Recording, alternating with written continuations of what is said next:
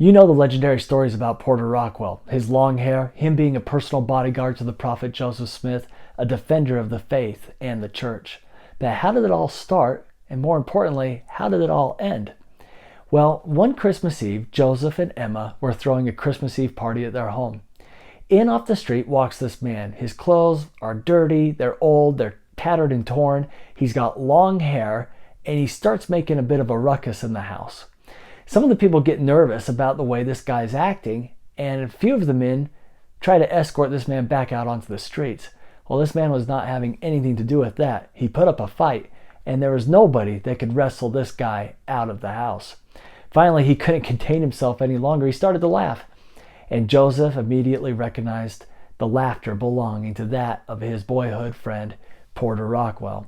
He threw his arms around Porter, of course, kept him there in the party, and he looked at him and he said, "Porter, don't ever cut your hair, and as long as you don't, your enemies shall never have power over you." Porter wore his hair long the rest of his life, and you know the stories that seem to make that prophecy come true. Well, why did he look that way that Christmas Eve night? Porter had spent the previous 8 months chained to the floor of a jail cell in Missouri. There was an attempted assassination on Governor Boggs. They figured it was Porter Rockwell seeking revenge for the saints and what he had done to the saints, what Governor Boggs had done to the saints. So they took him back to Missouri. They threw him in jail. 8 months went by until he finally had his day in court. The judge says, "Porter, what do you have to say for yourself in defense of the attempted assassination on Governor Boggs?" Porter Rockwell's defense was one sentence only. "Judge, the governor's still alive, isn't he?" The judge understood exactly what Porter was saying. The governor was alive. Had Porter pulled the trigger and shot at Governor Boggs, Governor Boggs would be dead. So with that, he let Porter go. Porter walked 300 miles in December across the frozen prairies of Missouri to get to Nauvoo on Christmas Eve. So he has his long hair throughout his life. There's so many Porter Rockwell stories, some of which I'll share in a different video. But how did it all end? Well, Porter was the boyhood friend of Joseph. They were close in age and they lived near each other in Palmyra. The Rockwells and the Smiths were good friends with each other.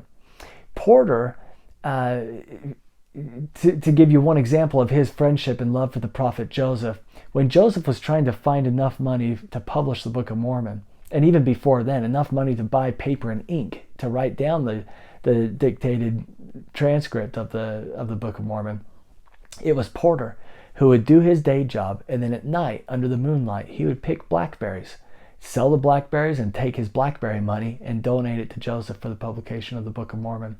He had faith that his friend was a prophet of God and that the work was of Jesus Christ. Well, he loved the family, the Smith family. He followed Joseph through all the locations of church history. After Nauvoo, after Joseph and Hiram died at Carthage, Porter followed Brigham all the way to Salt Lake.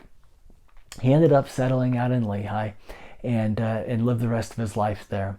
He was one day in California on a business trip, and he came across the widow of Don Carlos. Don Carlos is the younger brother of Joseph. Porter loved this woman. She was a member of the family that he loved and adored. She had moved to California after Don Carlos passed away in Nauvoo. She had disassociated herself with the church. She even changed her last name so that she would never be tied to the Smiths again. Despite all that, Porter loved her, but he found her sick. So sick that her hair was thinning and falling out. Porter cut his hair. What a great sacrifice. He cut his hair and fashioned a